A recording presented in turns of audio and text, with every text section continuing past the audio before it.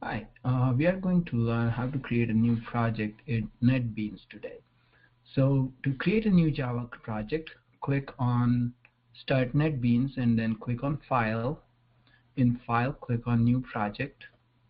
Once you click on New Project, a new window appears and there are different categories listed here and different types of projects. We select Java in categories, and under projects we choose Java application.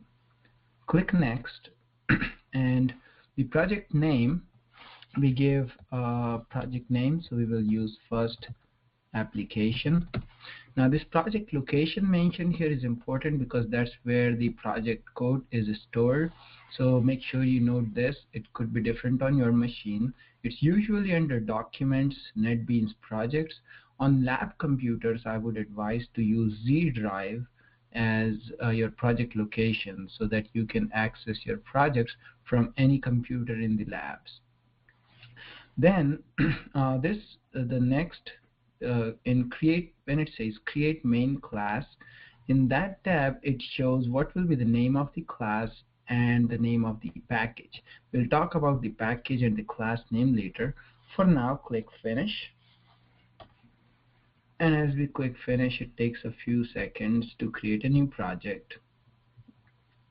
We'll go to open Windows Explorer in the meantime, just to make sure that we know where our project is stored, and go to Documents.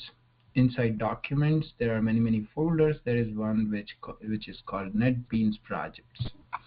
Opening Netbeans Projects, you see there are many other projects that are created. I've sorted it on modified date, so you can see there is a first application which was created just now. So we open the first application, and you see inside first application there are a few folders. This is important to note these folders. Here in SRC stands for source code. That's the main folder that we need to get into. Especially you need to see this when you will be submitting files on Moodle. You need to go into SRC folder and find your source code. Inside the source folder there is a package called first application. So actually the packages are just like folders where we organize code. We'll learn more about packages later on, as I said. So inside first application, now you see there is a file called first application.java. This first application.java contains the source code for our Java program. This Java file can be opened in any text editor like TextPad or Notepad, and you can see that this is just a text file which contains some text.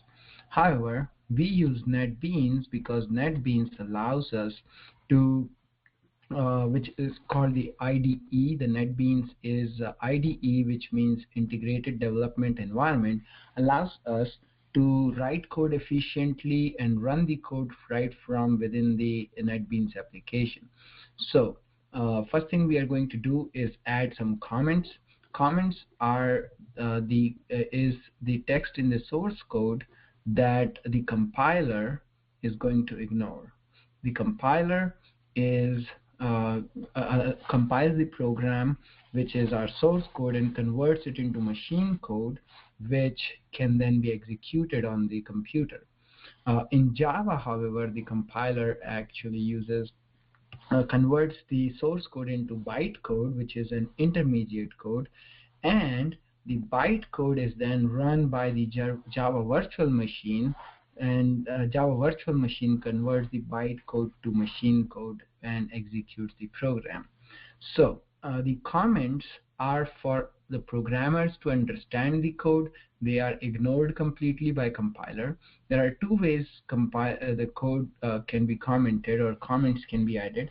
First is a single line comment which starts with 2 forward slashes and two backslashes. We can write the author. This is something that I ask that you do with all your programs. The date, which is today is 25th December 2014, and the purpose of the program, which is to get started with Java application development. I ask that you remove the other code for now. And now here we see three things. First is the name of the package, which tells that this particular file belongs to this package first application. Then there is this public class first application, which is the name of the class, and you see a curly brace here which starts the code, and then there is a corresponding closing curly brace. So everything inside this curly braces is called a block, and this one is for the class. So all the code within this set of curly braces belongs to the public class first application. Inside the first application class, there is a method called main. This main method is where our program starts to run.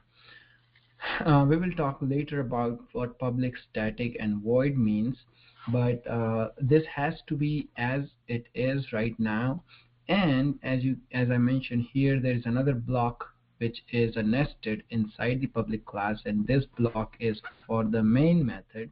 And inside the main method is what the source code that we will write.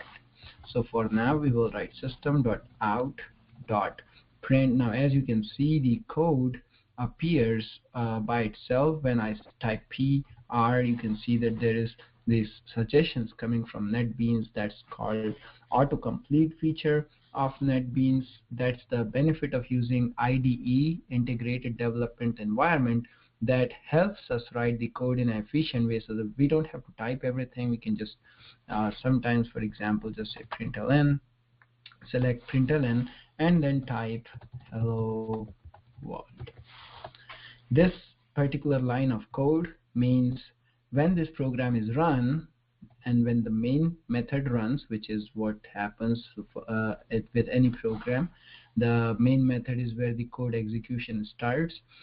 It will we have one line of code that prints hello world on the screen. So the only thing that this program does is prints hello world on the screen, which is a standard program that we write when we first start programming, starting with C programming language. This was the first program the developers of C wrote first time, and so this has become a standard practice. Start writing any program or learning a new programming language, we write a hello world program. So here we have our hello world program. We will save this program, which is you can see here, save all, Control Shift S, or press this button. Usually the programs get saved when we run the program. The easiest way to run the program is, and the recommended way is, to right click on the program itself somewhere in the empty space anywhere, and then click on run file. The shortcut for that is Shift F6. So when we run file, it takes a couple of seconds first time to run, and because it takes compiles the program and builds the program, and here it goes in the output window. You can see it says the output run, says hello world, and the program ends. When the program ends successfully, you will always see this green colored message saying build successful. This is what we are looking for to make sure that our program finished without any errors. And here in the black is hello world is the output of our program. So usually programs have some kind of input, some kind of processing, and some output.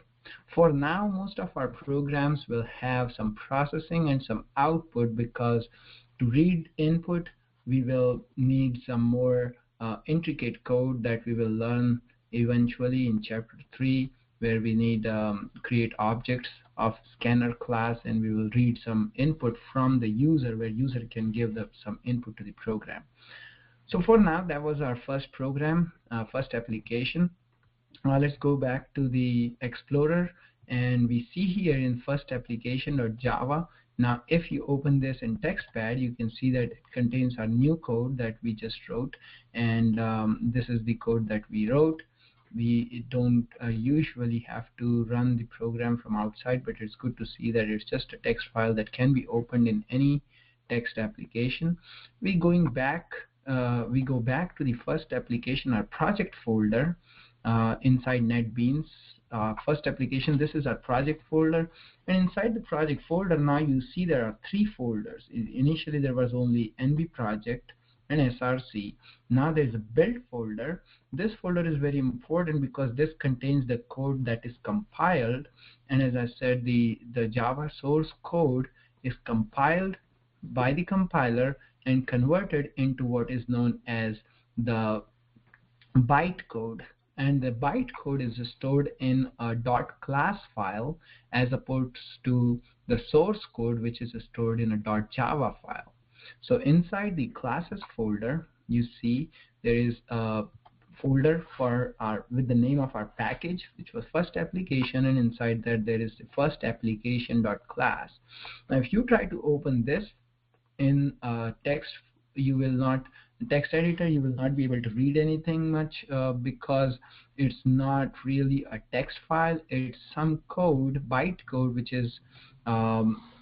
could be understood by the Java virtual machine, but not for our human consumption. So this is good to see because you see the process working, but it's not something that you submit or you usually edit. What we edit is the source code, which is in SRC folder again inside here, and the source code is stored in .java file, which we can open in a text editor, or we will usually edit in Netbeans. And when this code is compiled, the bytecode is created, which is stored in a .class file.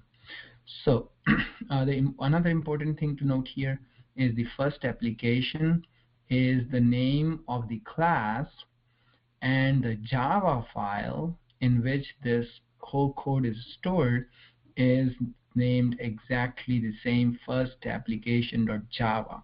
This has to be same. If you change the name of the class, you will see an error which is marked here by a red underline, and it says that the class first application 1 is public, should be declared in a file named first application1.java. Because our file name is still this first application.java, there is an inconsistency here, and that's something that Java compiler does not allow. So this is called a compiler error or a syntax error, which can be fixed right now by just removing this one that we added.